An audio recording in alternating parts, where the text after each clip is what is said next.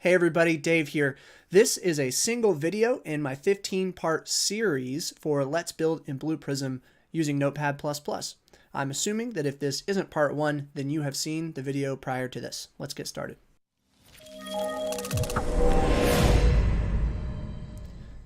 So in our minor requirements, we need to make sure that only 2 tabs are open in the single instance of Notepad++. This is just telling us like, hey, by the way, we like to have one single instance of Notepad++ instead of all these tabs being in separate ones.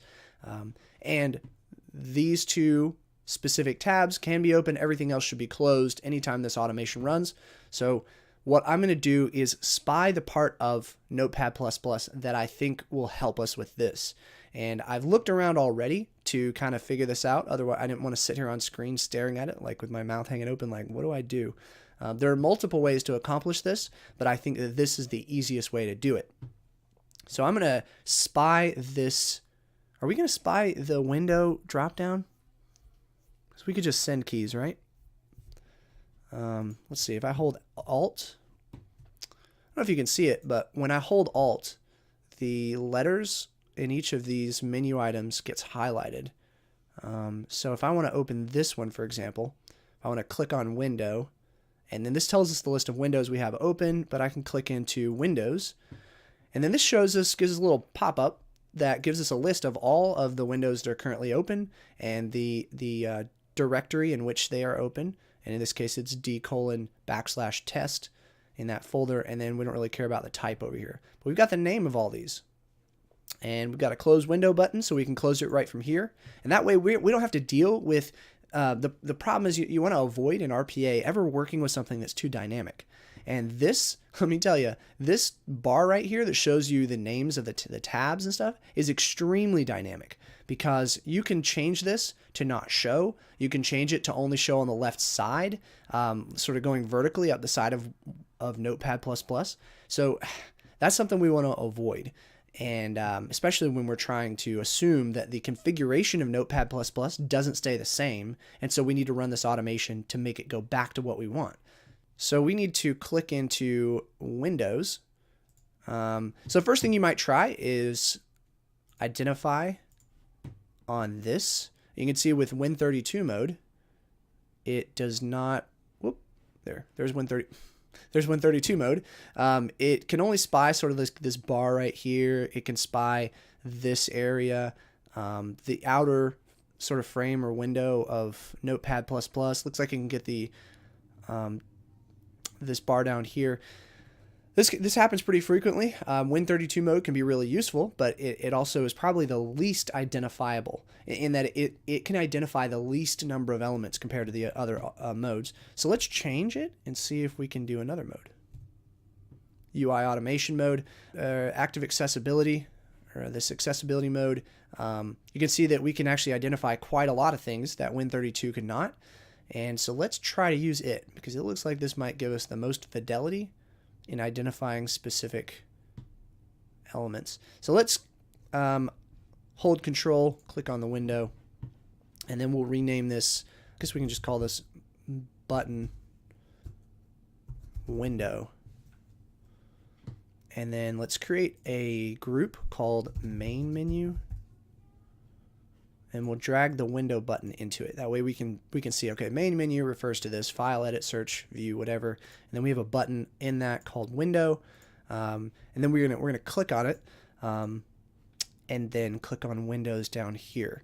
So when we identify this button for window, I think that it's best to deselect all of these attributes that have blanks in them.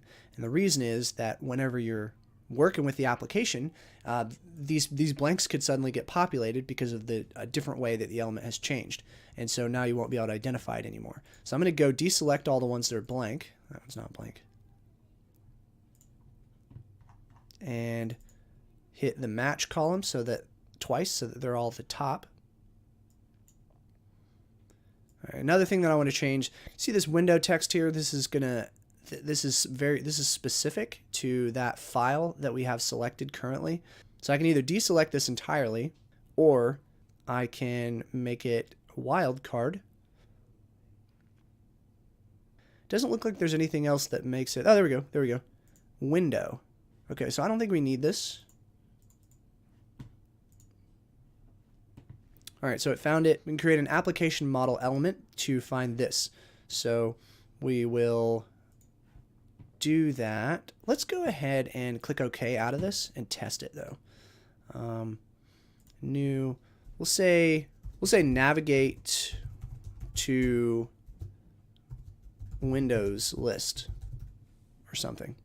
Click OK, and then let's use a navigate button or navigate.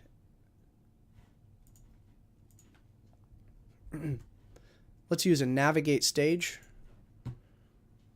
to click on this button. Click button window. Action is going to be global mouse click center. And it's going to by default use the left mouse to click.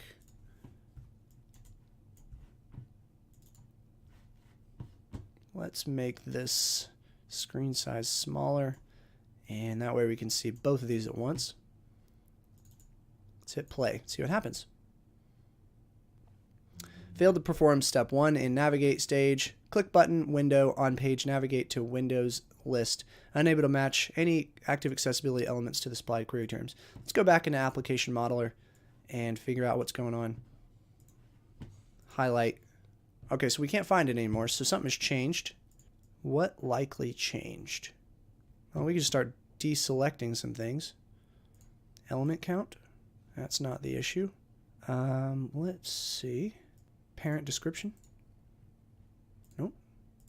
Surely the name didn't change. Default action, class name, Notepad, plus, plus. Visible, screen visible, role. Okay, let's just deselect the first, like, 6. Wait, what did it say? Yeah. Then we'll deselect the ones after that. 1, 2, 3.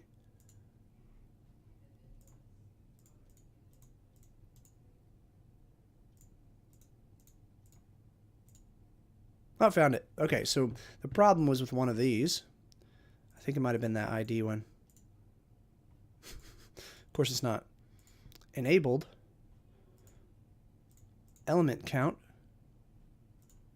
Default action. Was that it? What? Okay. Cool. Whatever. All right, so what we found is that sometimes things can go wrong. Let's actually find out why is it different. Add element. This way, if we create another element and we're going to identify the same thing with accessibility mode, and then let's go look at what was the default action open. Okay. I'm going to organize by name, go down to the D section. Oh, look at that. Default action is blank now for whatever reason. So if you're watching this and you know why that changed, feel free to let me know in the comment because I have no idea why. I'm not going to waste brain power thinking about it right now because it doesn't really matter. But now we have found our set of attributes that should identify the window button. Let's click OK, reset, and then we'll run it again.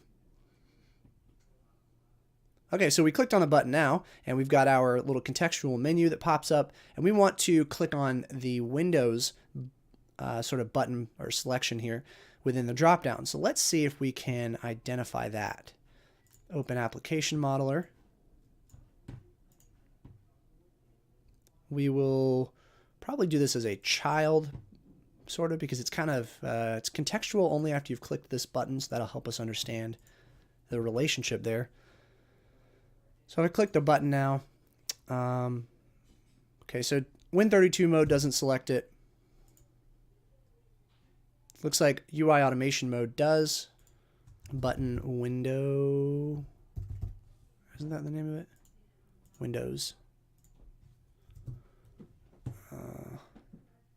Okay, let's go back over here, and I think we will probably click button Windows. All right, and let's do global mouse click center. play. Oh, it's not too bad, right? So what I was going to say is that that's not as fast as we could probably do it because we can send keys to do it instead. So maybe later on we will change this action so that it navigates to this window like this. So I'm gonna use my keyboard to send Alt W and then tap W. So that kind of looks faster to me. Alt W W. That can be pretty fast, right? But you know, hey, we're not going for all efficiency here, and maybe it'd be fun to use different types of automation spying. So let's go back in Application Modeler and rename this, right? As Blue Prism suggests, make sure that you try to name things based upon the type of spy mode that's used. And then by default, we're going to assume everything is maybe Win32 mode. So we'll say AA for this one. Okay, and then we are going to have to come back and put some weights in here. Whether those are arbitrary or intelligent weights, we'll have to do that, but we'll do that after we've gotten Application Modeler all set up. All right, thanks for watching this part of this 15-part series in Let's Build in Blue Prism, where we work with Notepad++. I'll see you next time.